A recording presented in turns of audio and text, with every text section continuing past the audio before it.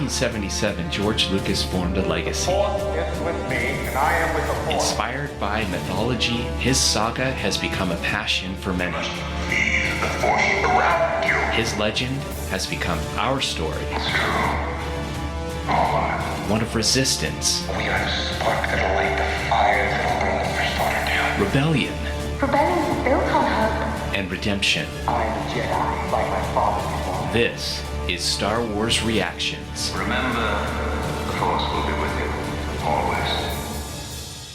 Welcome, everyone, to a special edition of Star Wars Reactions. Aaron and I have decided to call this episode, after 3 straight Storm reactions, we're calling this one Storm Reflections. I'm one of your co-hosts, David Motters, and I wanted to jump in and start us off because I wanted to really introduce Aaron back onto the show. He's been off for quite a while. We've missed him, but he is back and ready to reflect. So without further ado, let me introduce my brother in the Force and my co-host, Aaron Harris. Well, thank you, David. Hey, everybody. It's good to be back. It is. I think actually I was looking at the calendar. It's actually been about a month since I've been behind the mic, because the last episode you and I recorded, David, was right before Milton came through. Mm-hmm. So that was I was looking at the calendar. That it'll be a month since the storm came through, and we're recording this on the 7th.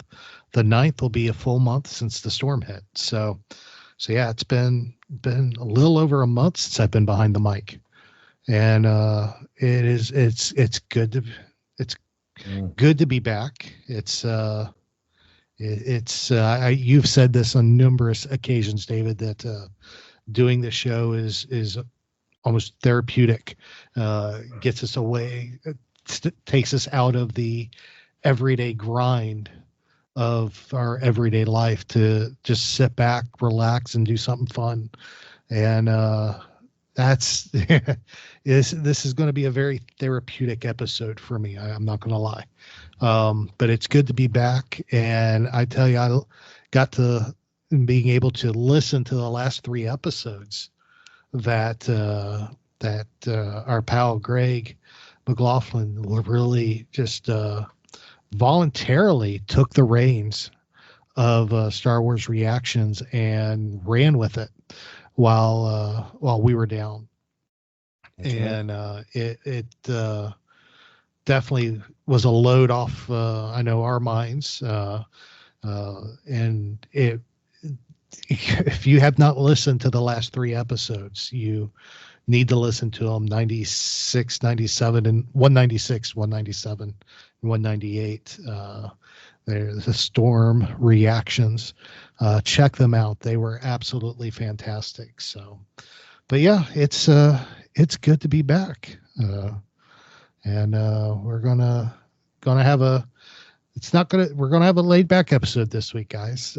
It's my first week back. There's a lot to reflect on, and David, I titled this episode appropriately when he made our show notes by calling it Storm Reflections, because there's a lot to reflect on, and so let's get the ball rolling. How have you been, buddy? I know we've texted and we've talked once in person when you came down to the house right after the storm. How are y'all doing? How are you doing? Well, been good. It is weird. You and I have done a lot of years here in Florida, and we've had storms come through, knock power out, and so on and so forth. But this one was, I think, more stressful than usual because of the size that it got to. Right, Aaron? A 5 out there, and we're not used to seeing it that big, that strong in the Gulf. They did say it was going to go down to a 3, and it did. And so, well, yes, yeah. And, I just, you and I know this, and these things bop up, they bop down. and a little bit can make a big difference. And so, I was able to jump on one of the storm reactions with Greg and talked about losing power for a little bit. Nothing like what you went through. And so we've just been just back at work and trying to do our best there with both the kids in school, and actually both are working too a little bit. Eli a bit more, Lena's got more school stuff, so trying to be as normal as possible, but at the same time just knowing that I've realized this, you and I both realize it, is that when a hurricane goes into New Orleans, and things get wrecked, or Gulfport, Mississippi, or into Houston, or on the east coast of Florida or North Carolina, it happens, the news covers it, and then it's gone, but there's still problems there. And so, but you and I know this, and so that's why, like, I've been, thinking about your situation, and a lot of times there's a lot more after the storm. And so on my end, doing good and thankful, and at the same time, just really more concerned about your situation, because I was able to get down there within a few days, and I could see, why that where you live there in Lakeland, particularly in your neighborhood, what are there, 10, 15, maybe 20 homes that I didn't count them, that seem to be maybe in the lowest area of your particular development. Is that right? Yeah, there is.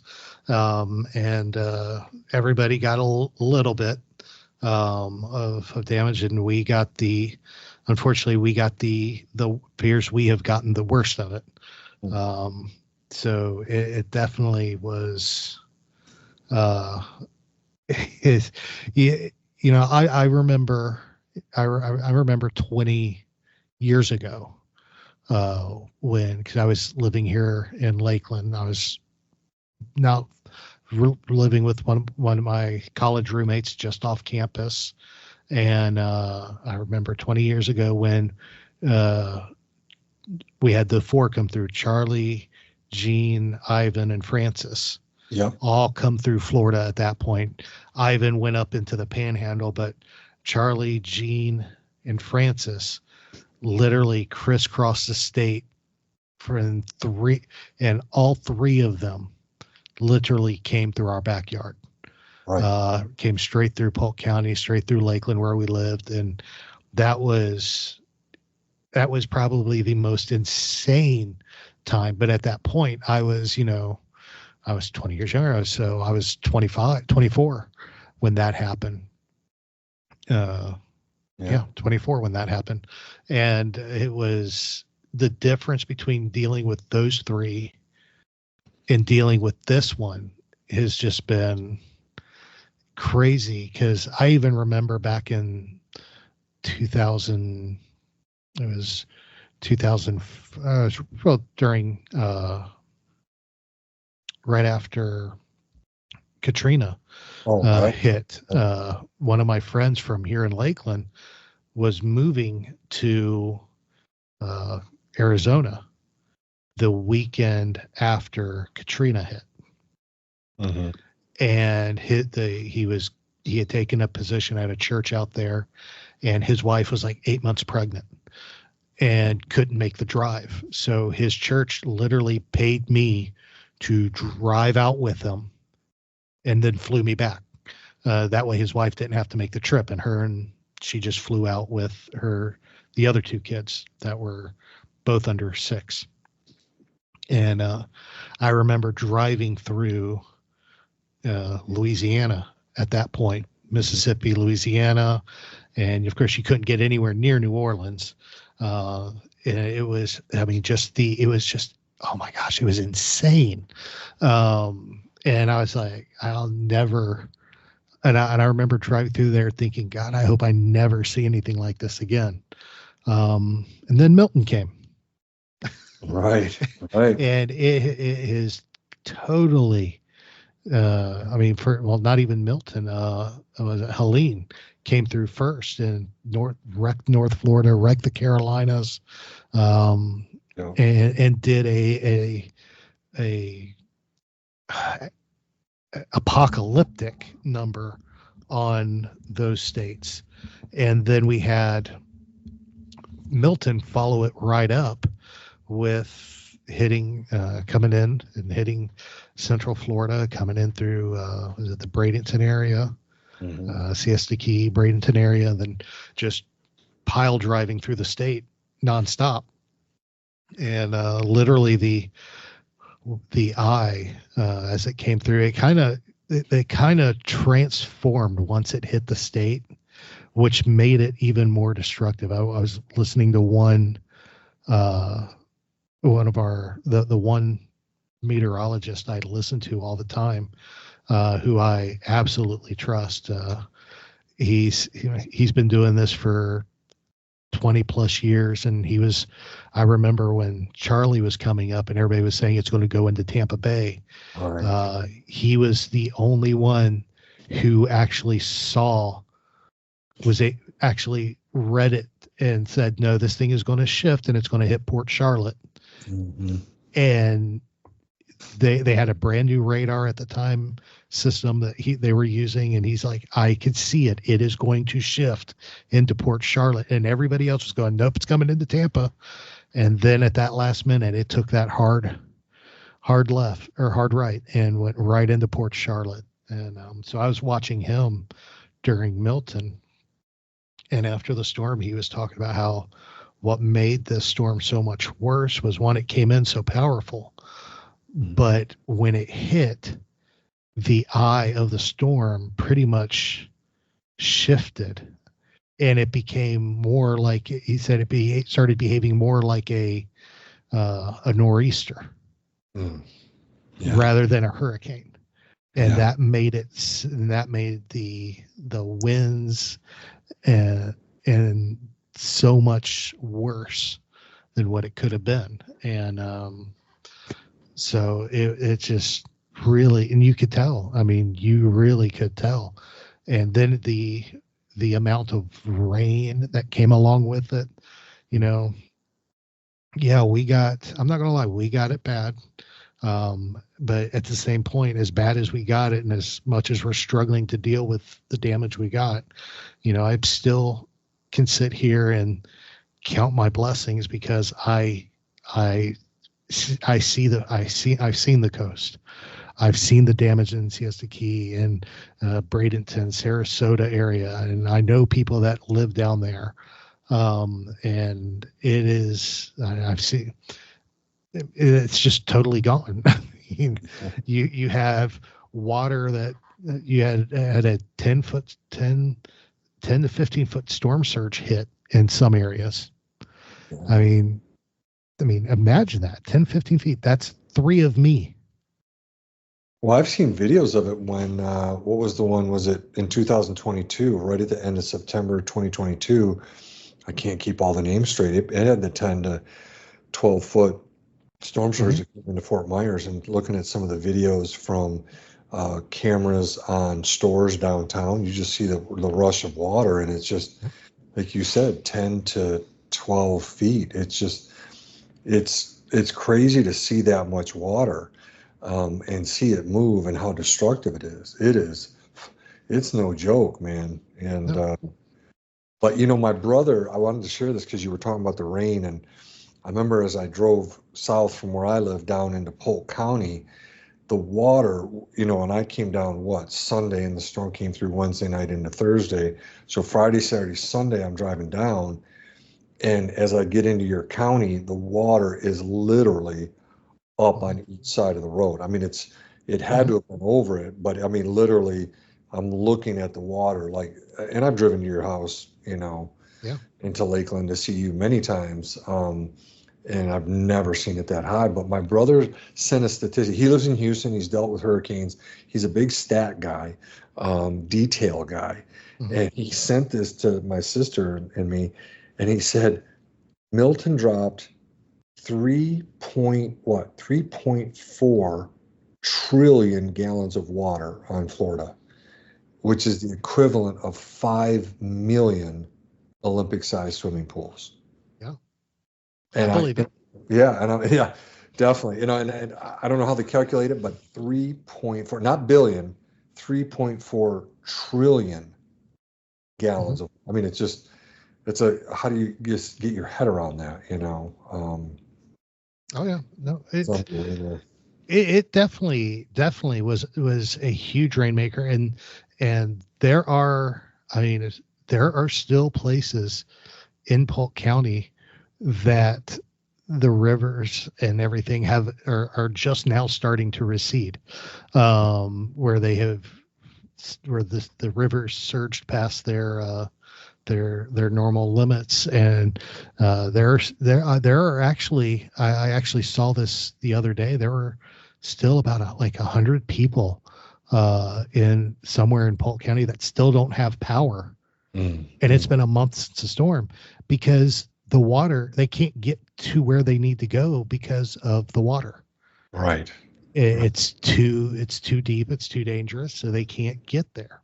They have everything they need to get it on as soon as the water recedes, but they're having to wait for the water. Yeah. And it's insane that that's even a thing. I remember it is, we sit here day in and day out, and go through our everyday lives and just constantly on the grind. You see everything on the news, you see everything happening in the world, and sometimes you see all the awesome things that man has created. The internet, spaceships, microwaves, radios. We can fly. I mean, we can fly around the world. We have airplanes. We have spaceships. We have, the technology that we have, machines that can scan the inside of our bodies.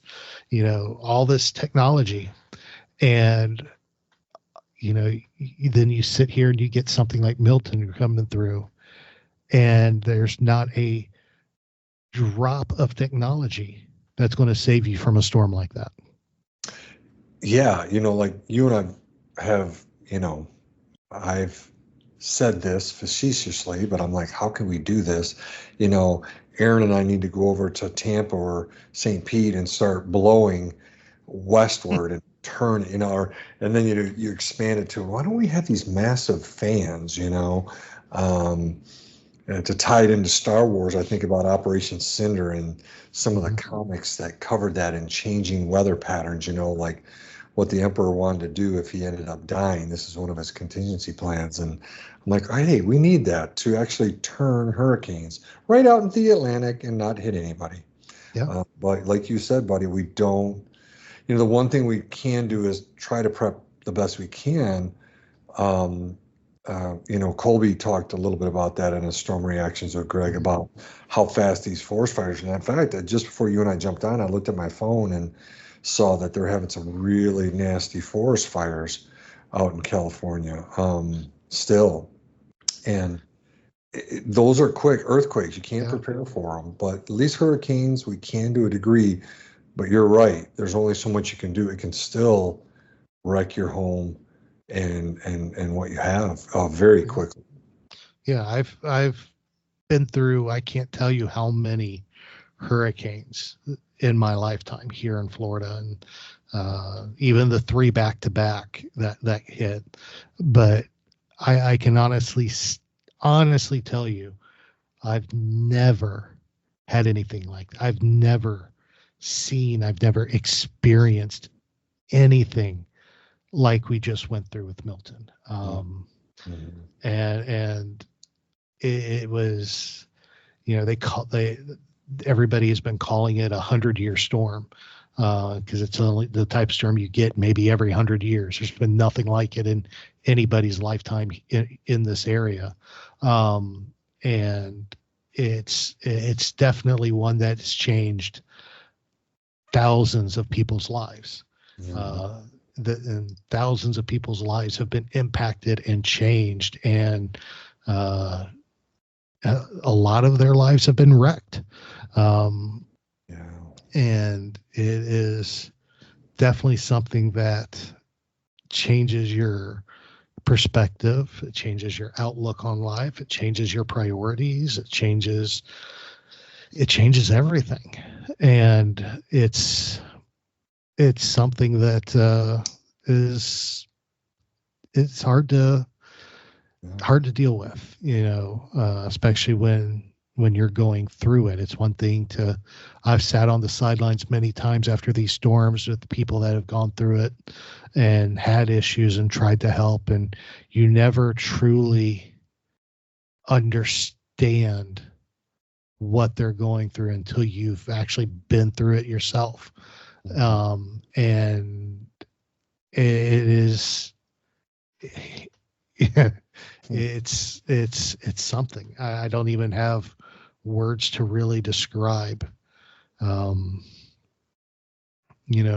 sit here and I'm behind the mic again. I'm happy to be behind the mic. I could honestly sit here and I could honestly tell you that I'm fine. I'm good. But I'm not going to lie. I'm not okay. And it's okay. It's okay to not be okay. Especially going through this. And, it has taken its toll, on so many levels. And I'll sit here and I'll explain to y'all exactly what happened and what we're going through, because I know a lot of people have reached out and checked on us and talked to us, which I'll address those here shortly, because it meant a lot. But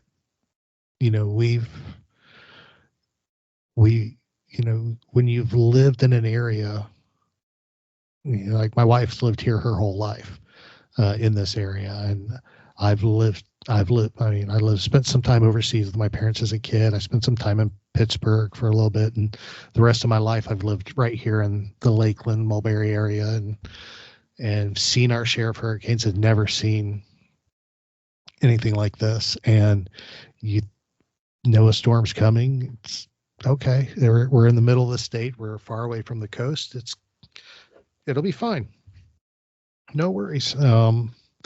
You get your sandbags, you sandbag stuff just in case something happens. Because we've lived in this house 3 years now, and had a couple tropical storms and a hurricane come through, and nothing really happened. But just in case, you always, especially when it's a stronger one like this, you make some preparations. So we ended up with about 30 sandbags we ended up with, and had the garage door sandbagged, had the back door sandbagged, both back doors sandbagged, and the front door sandbagged. And of course I wasn't the only reason the front door got sandbagged, because it was a last minute. I had 3 left. And I figured, okay, I'll just sandbag the front door, which I wasn't planning on doing, because you have to step up to get into the house. And that's a good foot step up to get in the house, but I did it anyway. And the storm came on the 9th, October 9th, that night. And I don't know why these things always come through at night. I know. Versus day, right? Versus during the day. I almost, honestly, I almost think it's a God thing they come through at night, because during the day, if you saw what was going on, you'd probably lose your mind and be you'd probably wet yourself. And so it's probably a God thing that they come through at night the way they do, because everyone I've been through has come through at night. And I always end up staying up all night. And this night was no different. It came through. My wife and my oldest daughter was in Georgia on her senior class trip. And my youngest daughter and my wife went to bed, and we'd been sitting there. We still had power. I wasn't worried about a thing. We were all the way. Was already coming through, and nothing. We still had power, and I was totally impressed. We were this far into the storm and still had power, and I'm like, everybody had gone to bed. I'm sitting on my couch in the living room. I'm like, this is pretty good. This is pretty good. We may do pretty good in this one. And I'm like, you know what? I'm going to go grab. I came out to my office to grab. I don't even know what I came to grab anymore, honestly. I just came out here to grab something, and I opened the door. Didn't even turn on the light because I knew what I was grabbing, and I knew exactly where it was. I opened the door, which just so you know, my office, aka the reaction studio, used to be our garage. We put in a fake wall, close it off, put in a fake wall. It's got an AC unit, and it looks like a regular room. And so I came out here just to grab something and stepped down into the office and stepped into ankle deep water. Mm-hmm. And I was like, wait, what? And I flipped the light on and I'm looking down, and it literally took a good 45 seconds to a minute to truly sink in what was going on, because I'm standing there and I'm just looking at my feet, and I start looking around the room, and I look to my left or to my right and toward where my chopper stands, and I have a TV and a couch and stuff out here. And I look off, or had, I should say, looked off to the right, and I'm looking at the ground, and I'm looking, and my copy of Mario Kart for the Nintendo Wii was just kind of floating across the room.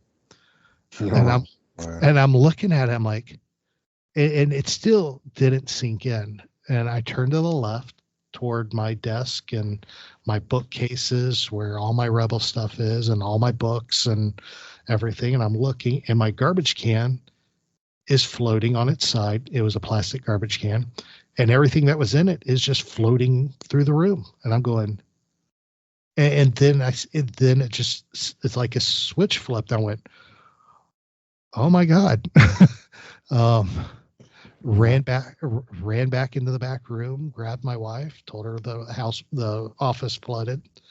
She immediately jumped out of bed. So did my youngest was scared, so she was sleeping in there with her.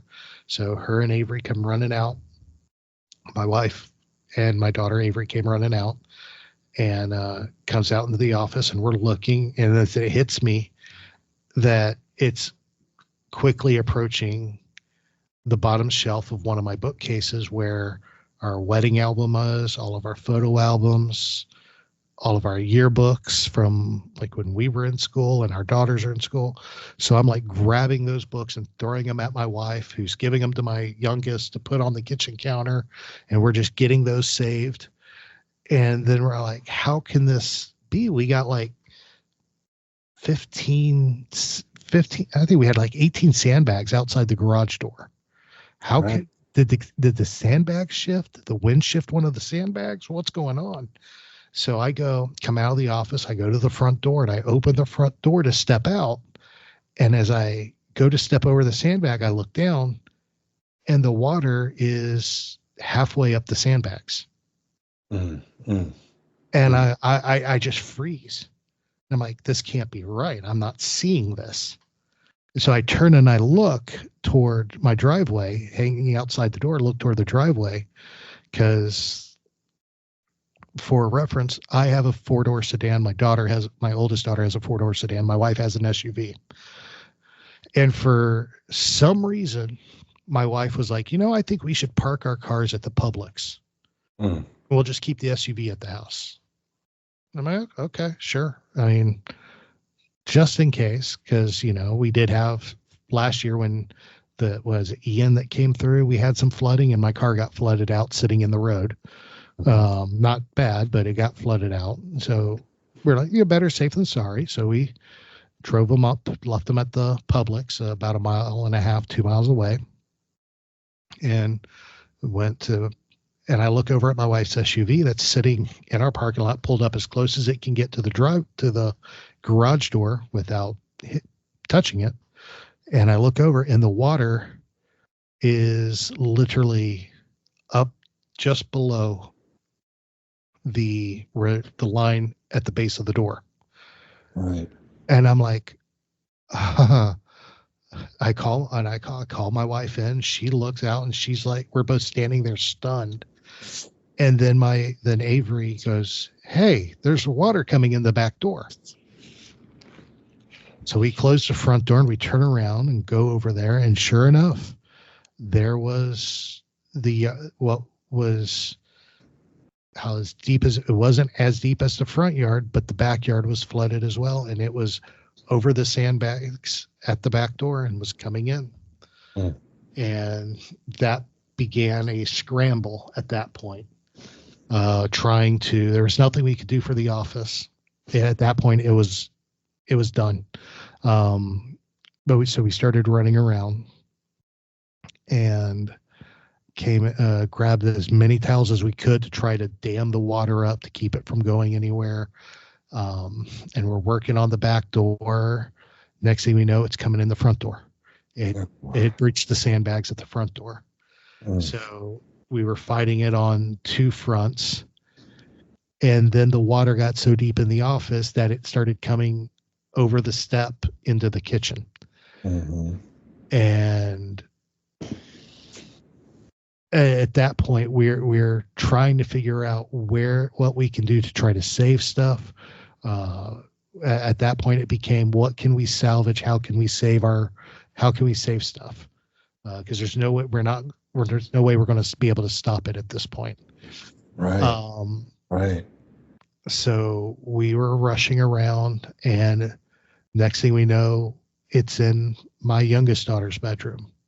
It's in our bedroom. It's in my oldest daughter's bedroom. And at that point, it was the whole house. And at that point, there was like, you know what? It was after midnight. It was almost 1:00 at this point. And the power went out while we were doing all this. If it finally went out, how it lasted that long, I don't know. But power went out, and now we're fighting it in the dark. Mm-hmm. And at 1:30, we're like, it's kind of the realization set that we've been fighting a losing battle, and there's nothing we can do.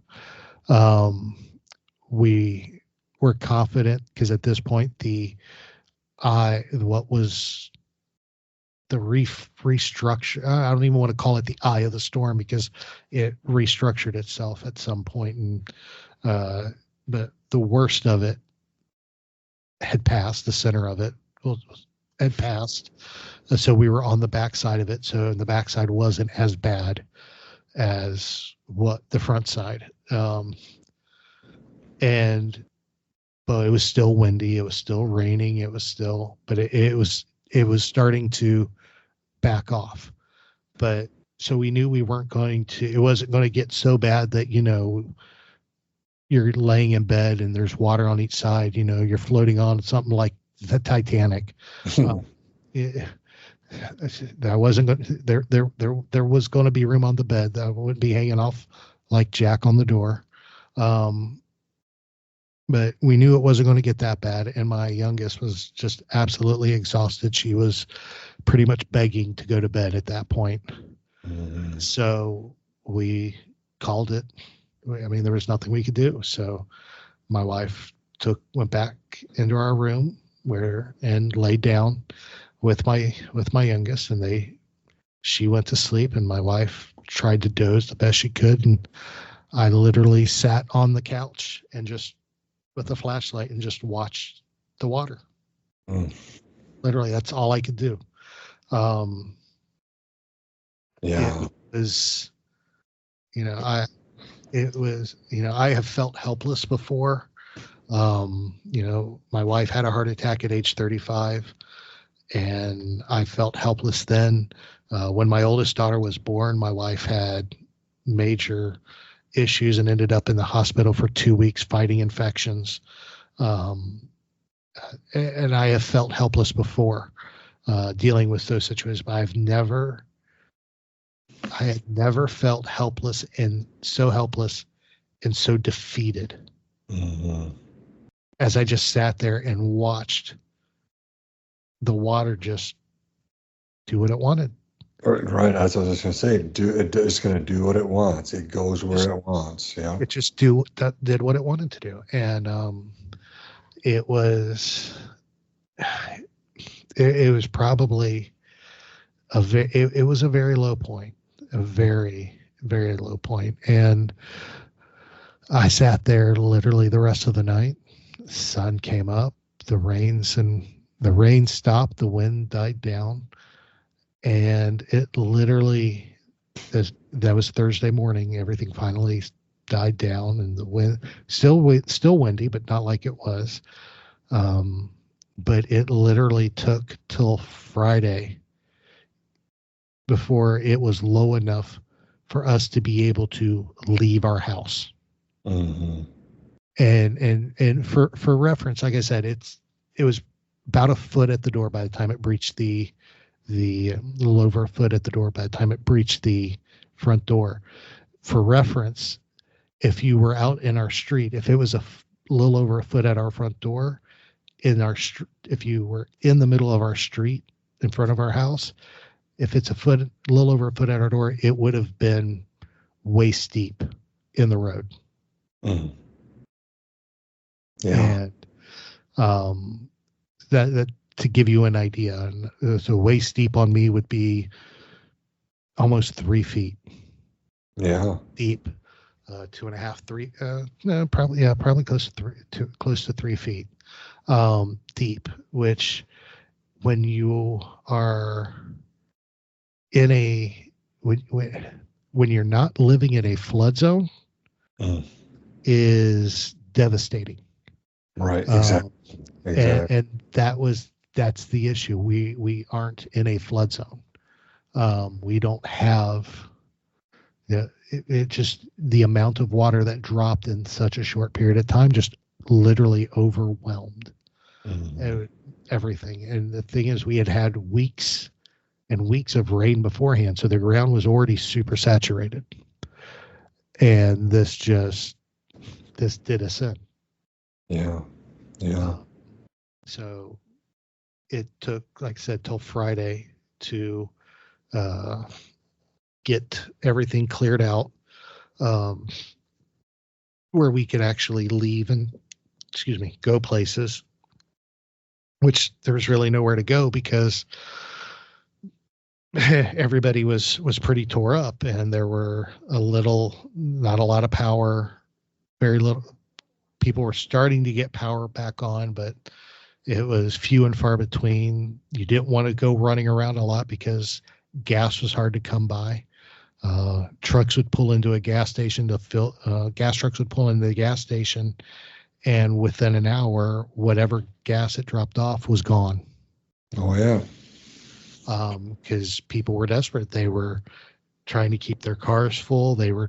More importantly, they were trying to keep their generators going. And so they would have something to run their refrigerators or fans or whatever they needed going. Gas was hard to come by for the first 3 or 4 days afterwards, and which made it even more difficult. And then to complicate items, with all the flooding, of course, you start worrying about other things. Mold and stuff like that, and especially for us because my wife has a very very severe allergy to mold, and she literally has been told by doctors that she can't be around it. It will kill her if she's around it. She's a school teacher. She's actually had to change classrooms in the middle of the school year because of mold before, because they didn't know it was there, but she could tell it was there, and she had to change classrooms. And when they changed it, then they found it. So it's something that we really worried about. Yeah. And I had some concerns with the insurance because in Florida, it's probably this way all over the place, but with the homeowners insurance and stuff, they look at floods very differently than they look at hurricanes. And hurricane coverage, which we had, doesn't cover floods, which I didn't know. And I don't think a lot of people I've talked to really didn't know that. So apparently it's not common knowledge. But the hurricane coverage we had did not cover flooding, and they classified this as flooding because it rained, puddled up on the ground, and came through the house as it rose. There wasn't something that came flying through the window that allowed the water in. The roof didn't get ripped off by the wind and allowed the water in. It just accumulated and took over. Right. So that's not looking like they're going to take care of anything. So we're struggling, dealing with that right now, trying to get them to give us a straight answer, because it's been a month and they still haven't given us an answer whether they're going to cover it. But we're dealing with that. But at that time, a month ago, the mold was an issue. We were worried about the longer we sit here and do nothing, waiting on insurance, mold's going to be an issue. Right. And the pastor of our church and the youth pastor came over on the Saturday after the storm to help us do some cleanup, because they knew we had gotten hit hard. And we sat down and we talked to them, and they actually had a guy come in with them who was just passing through, but he was on his way to Sarasota. He was actually a remediator for storm damage and stuff like that. And he came through just to give us an idea of what we couldn't hire him because we didn't have the money to hire him, but he honestly didn't have the time to do our house because he had multiple jobs already in Sarasota he had to get to. But he basically took a look at everything, did his water meter testing, and told us what we needed to do to at least eliminate the threat of mold. And when we heard that, and with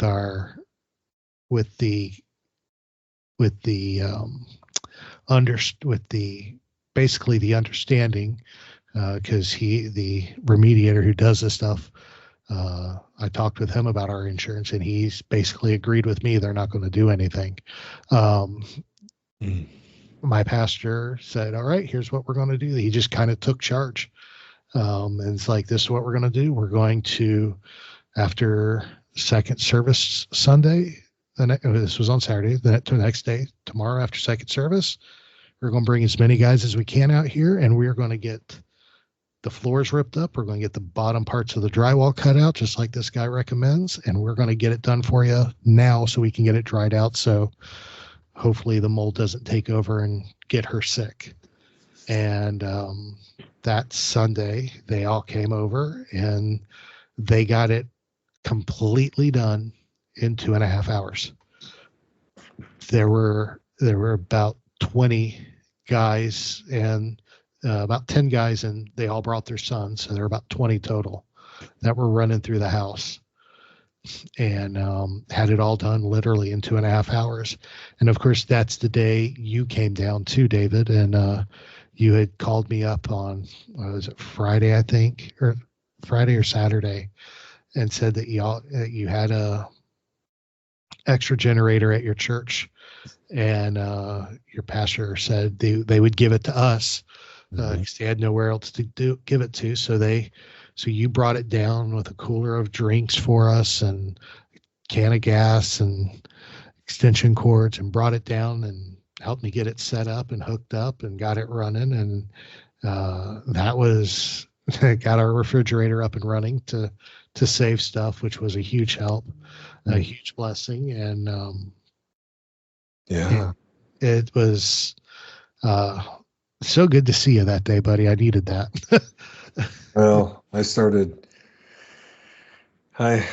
tearing up a bit. I gave you and Shannon a big hug. I just, when you have a home and you got kids and we're trying as parents and spouses and stuff like that. And, I mentioned to Greg that, you know, national media is going to cover the pastor, priest, or reverend who has inappropriate sexual relations with a kid. Of course, it's above the fold, national television. But on stuff like this, local and national news isn't covering it. Like you just mentioned, I was trying to remember how many were over because I came over on Sunday after church, grabbed the generator, the cooler, and buzzed down to give it to you. I thought it was such a great just blessing from my pastor. My pastor's like, no, take it, Dave. It's yours. Take it. And, and when I was there, after you and I got the generator set up together and got that bad boy running and stuff, then like you said, then all these guys from church descended with their sons. And next thing you know, I'm watching, and they're pulling up the floor and getting blowers in there and cutting the drywall. It's all stuff, I am not good at or knowledgeable about. And they were knocking it out, when I was getting ready to take off and stuff. They just came in and, like you said, swooped in and just did great stuff. And that's the kind of stuff where, I wish as Christian brothers and sisters, there's more of that. There's a lot of it, but, I'd like to see even more of it, Mm-hmm. So, but it just felt good to get down there to see you, see Shannon. Got to see your older daughter just briefly. She was just coming home from church. She just wanted some normalcy that day and all that good stuff. But I'm just, I'm just glad I could get down there. At a few points I was driving, I'm like, oh man, that's just okay. Water, stay to the side of the road here. I tell you, on the way down to Aaron's place, the number of linemen, the number of trucks, it was staggering between my house and Aaron's. I've never seen so many linemen. It was great to see them. You talk about love those guys. Oh my gosh. And I saw them working on stuff, all the way down to Lakeland and stuff like that. But no, it was just good to get down there to see you and kind of bring a little relief. That's what we need from our brothers and sisters, right? Yeah. It's exactly what we needed, and it was such a help and such a blessing for everything that happened that day. And when it was all said and done and you had left to go home and the guys got done doing what they were doing in the house and they left and everything was demoed at that point, I literally just kind of stood there in the middle of the living room and just kind of looked around. And it still shocks me that happened because it all happened so fast. And you just kind of look around and it's just, you went from a whole house that was wet to a no floor, half a wall, still wet house. But you got power to your refrigerator. It was very humbling to see how that comes in. I sit here and I think and the everybody who was on Greg and all everybody that came on with him during the storm reactions did a wonderful job talking about the community and coming together and going through these types of situations and the UAC communities coming together. And, I can honestly say, even though I can sit here and tell you I'm still not okay, I am better off because of the community. the men and women at our church, you, David, Greg, Colby, and Daz, and Anthony King, and Mary Purdue, and Ross, and I mean, it just because of this community, I am better off than I could have been, than I was, and as much as I am not okay right now, I'm physically tired, I'm emotionally drained, I'm mentally wore out. I am better off because of than I would be in dealing with it because of you, because of the men and women at my church, because of Greg and everybody that pitched in and helped turn the show, because Daz sending me random messages. Hey, how you doing? You okay? What's going on? Just people reaching out and checking and supporting. Hey, we're here for you. We're thinking about you. We're praying for you. You don't. This is. There's no way to explain how much that has meant to me. And I can't put into words how that has made me feel and how that has uplifted us, how that has just even waking up to a random message saying, hey, how you doing? Just wanted to check on you.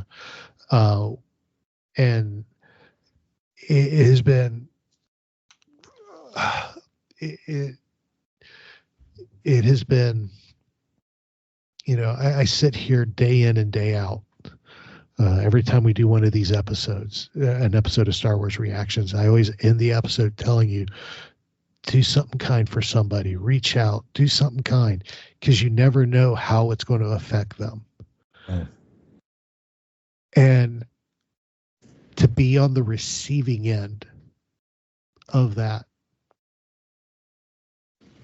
is impossible to explain. And I just cannot tell you and explain to you how much it was appreciated and how much it is still appreciated, because I still get those messages and I still appreciate each and every one of them. And I'm losing it here. I'm sorry.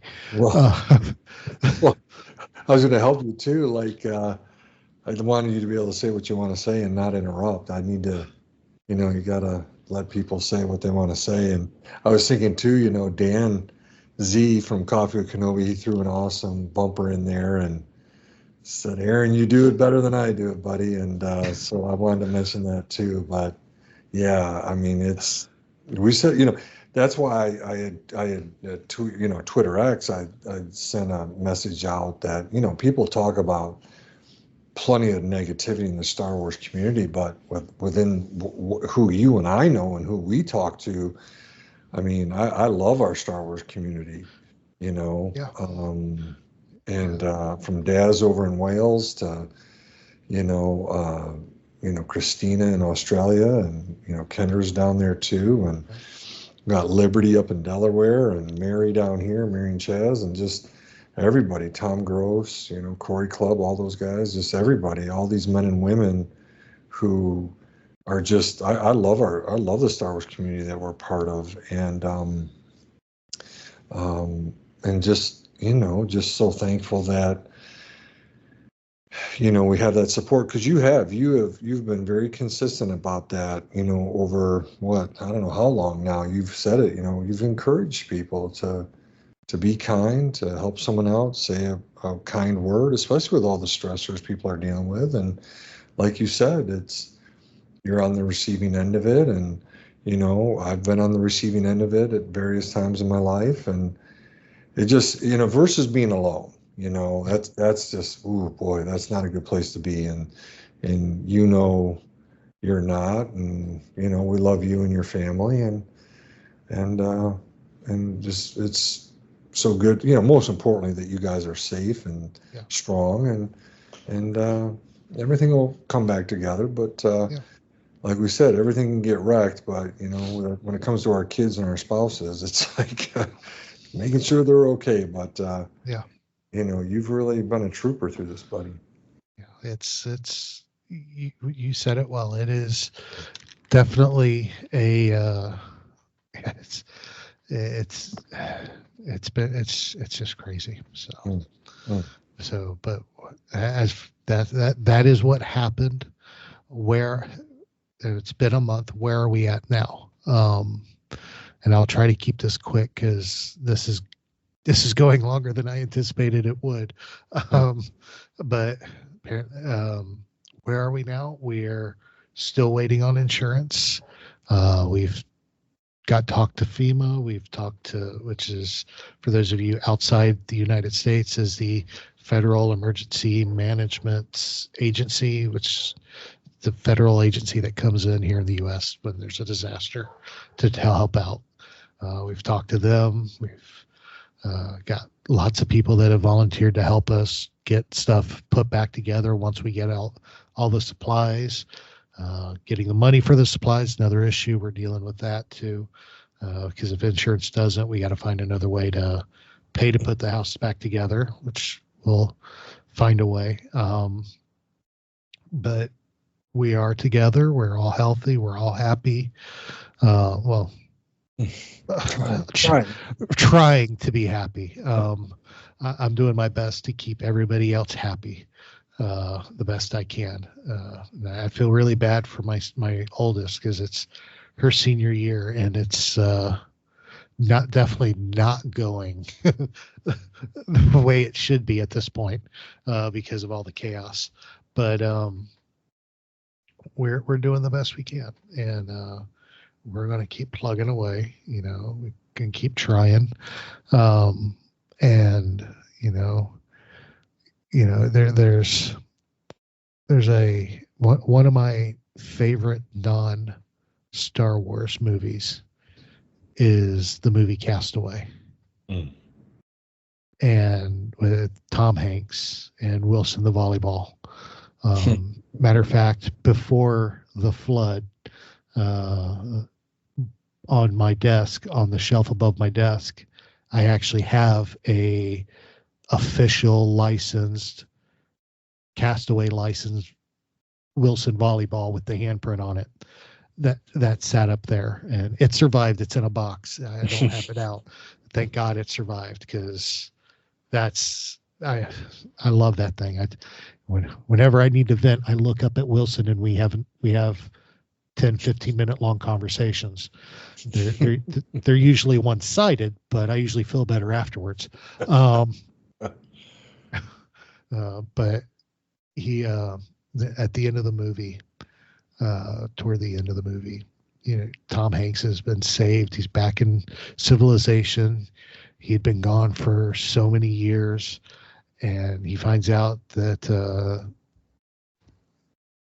the woman he was engaged to, played by Helen Hunt, is married with kids now, and everybody thought he was dead. And and he's sitting in a hotel room, and his friend from work is there, and he's at his friend's house, and he's like, all I want to do is get back to see her. And he's telling the story how she was always there with him on the island because he had her picture and a pocket watch and this and that. And he's like, now I've lost her again.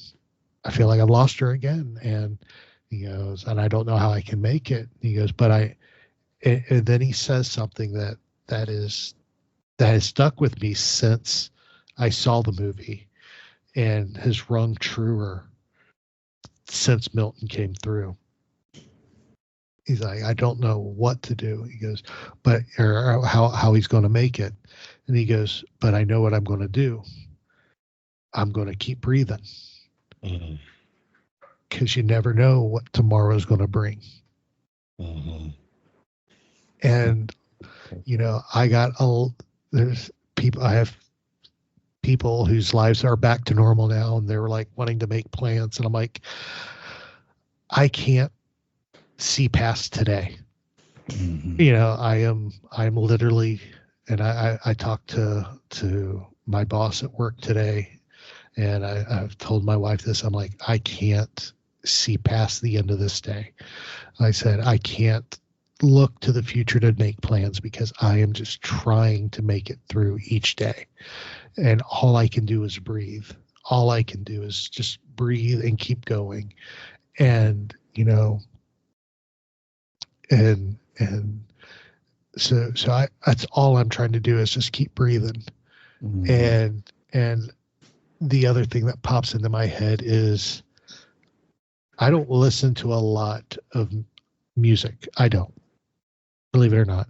When I do, it's usually John Williams or Hans Zimmer. It's movie soundtracks. I'm a movie soundtrack addict. But I heard a song by, apparently he's a very popular dude now, but a Jelly Roll.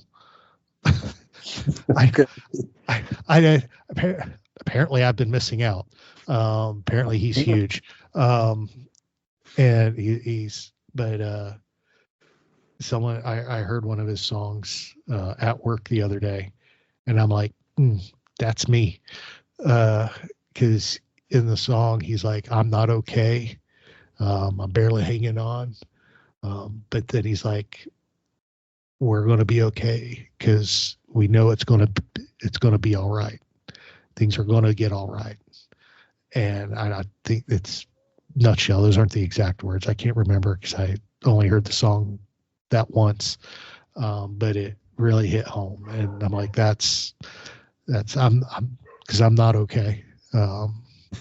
But and that's okay not to be okay, but things are going to get better. And just like Star Wars, there's hope. There's hope. So even in the darkest of times, there's hope. So, well, you and I a couple nights ago, you texted me and we agreed to record, but we left it open that we might not record tonight if something came up for you or for me, and most importantly, you know, for you, because this stuff does come up, you know, how are our kids doing? How's our spouse doing, you know, during these difficult times? And so I'm thankful that we were able to record tonight, that you were up for it. We wanted to, you know, both get back on and try to start to bring some normalcy back, right? And just have a little fun talking. You and I have always said that from the very beginning. Just talking a little Star Wars helps you and me, and we do it even if we weren't recording a podcast. You know? Exactly. Exactly. And you know, I honestly had not planned on this taking as long as it did, because we were going to talk on some of the news that broke this week with the Skeleton Crew trailer, and then the article that broke Variety released today about the new trilogy that Simon Kinberg's going to be supposedly is working on. But we'll let that go for next time. But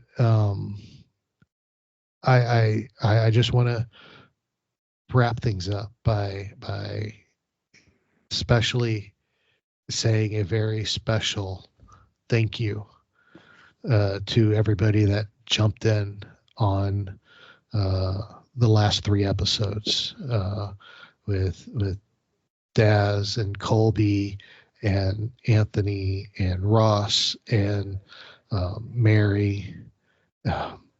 It has been it was a huge blessing. And Greg McLaughlin, man, brother, I love you. You have no clue. Greg came in literally through text and just literally is like, oh, if you need me to do some episodes for you, I'll do it. Yeah. Just Well, whether he meant it or not, he did it. Right. and did. he took the reins, and the first episode he dropped 196, the way he and Colby me did that, I about died Yeah. when because they sent me the file so I could at least upload it to be released, because I'm the one and so they emailed. By that point I had power where I could do that, and I when I got it, I uploaded it, then I just kind of turned it on so I could listen to it while I was trying to get stuff done around the house. And that opening sequence where they're like supposedly walking into the studio and Chopper's telling them off. That was, I can honestly say that was the first time I had laughed since the storm came through, and it was very therapeutic for me. And each one of you that helped out, thank you so much. It means the world to me that y'all were Anthony King. I didn't say Anthony King from Force Ghost Conversation. It's y'all. We can never repay you for what you've done for us. Greg, brother, to take the reins like you did, and not only organize and record, but edit and get people involved. It meant it truly means the world. I'll never be able to thank you for everything you did, brother. It means a lot, and I just wanted to end everything with that. Of course, our socials are still a little quiet just because I just haven't had time in the day to do what needs to be done. I did find my calendar at the when I was digging through to find my mic so I could record. I did find the calendar. It hasn't been flipped since the last day I did this, which was Tuesday the 8th of October. So I'm running a little behind there. But we'll probably figure out a way to get that done here shortly to try to catch up. But a lot of the stuff I was doing and a lot of the stuff I had planned, because I had a lot of plans for our social media going into the holidays. A lot of that's probably going to get put on hold just because of everything we're dealing with. Literally, if you, I'll post pictures of my office before the storm and after the storm here, so you can see what I'm what's going on. I mean, literally all my bookcases that had all my Rebel stuff, they're all gone. They got flooded out and destroyed. I'm literally recording on a plastic 6-foot Costco table that folds up just big enough to hold my laptop and stuff. My laptop, my printer, and a few pictures, just so I can work from home when I need to. So, but that's where we're at. But so if you be patient with us online, I appreciate y'all's patience. I have seen a lot of people still been following us despite the silence on our socials. So I appreciate that. But we will be back soon there fully. I just don't know when. It's just going to be a matter of when things get a little bit more normal, whatever that is. So, so till then, if you do want to find us on social media, of course, Star Wars Reactions, you can find us at Facebook, and I got to remember how to do this. I haven't done it in over a month. We're on Facebook and Twitter X, as David calls it, at SW Reactions Pod. We are on TikTok and Instagram and Threads and Blue Sky and YouTube and Pinterest and Tumblr, all at SW Reactions. You can leave us a voicemail at speakpipe.com/Star Wars Reactions, or you can email us swreactions@gmail.com. All right, good job, man. After that long, holy mackerel. I still remember. It's amazing. Days of miracles aren't over. David, how about you? If somebody wants to talk Star Wars with you or anything, how would they go about doing that?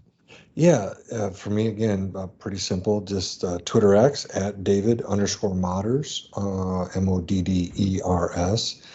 And of course, Instagram.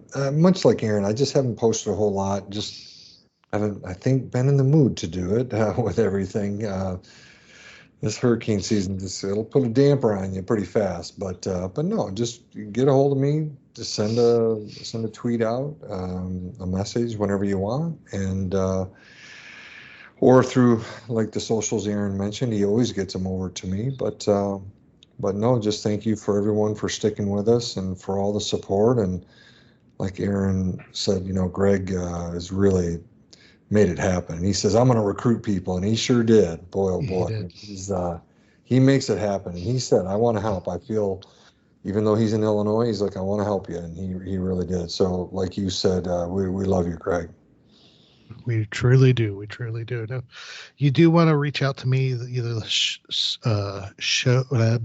Carabast. There's one. They still can happen. Honestly, I'm surprised I haven't had one sooner. You can hit me up on the socials for the show, or hit me up on my personal Twitter at or X account, whatever it's called now, at TA Harris 121079. So yeah, I can't, I'm back behind a mic. So, and Greg did such a wonderful job the last 3 episodes, with putting his own spin on my dad joke of the week. And bravo, dude. Kudos. You actually got me with a few of them. I actually laughed really good on them. They were actually, they were pretty good. Some groaners, but they were some good ones too. So thank you.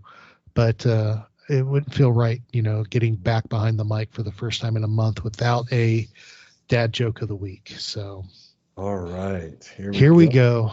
For the first time in a month, it is Aaron's Star Wars dad joke of the week. What do you call Admiral Akbar wearing a tuxedo? Ooh, what do you call Admiral Akbar wearing a tuxedo? Sophisticated. Oh my. That is just mega groaner. Sophisticated. He's so sophisticated. Gosh, you are back. You truly are back. Well, David, it's good to be back behind the mic with you, buddy. Oh, and, so glad. I appreciate everybody listening in and hearing us out. Sorry, there wasn't much Star Wars talk in this, but it was very therapeutic for me to get this out and let you know what has been going on our end, and what's going on in my world, and why I've been gone for a month. And I'm going to try to get back regularly. I know our next episode is episode 200. I'm not sure what we're going to do on that yet. I know I had big plans in mind over a month ago I wanted to try to do, but life had other plans. So, but we'll do something for 200. Don't know what yet, but we'll do something for episode 200, which is a huge milestone.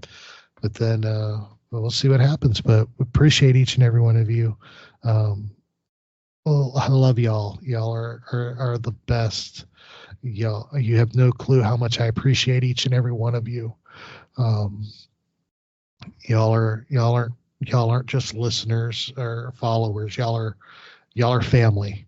You're our SWR family, and y'all have earned that title the way y'all have stepped up in our absence and helping out and just checking on us and encouraging me and everything. It has been, y'all are family.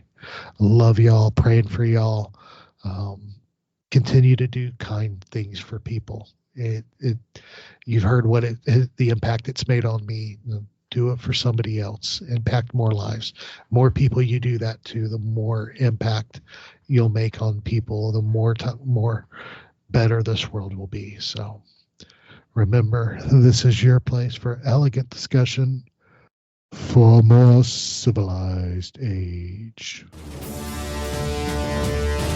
This podcast is not endorsed by the Walt Disney Company or by Lucasfilm Limited. It's intended for entertainment and informational purposes only. The official Star Wars website can be found at www.starwars.com. Star Wars. All names, sounds, and any other Star Wars related items are registered trademarks and or copyrights of Disney and the respective trademark and copyright holders. All original content of this podcast is the intellectual property of Star Wars Reactions unless otherwise indicated.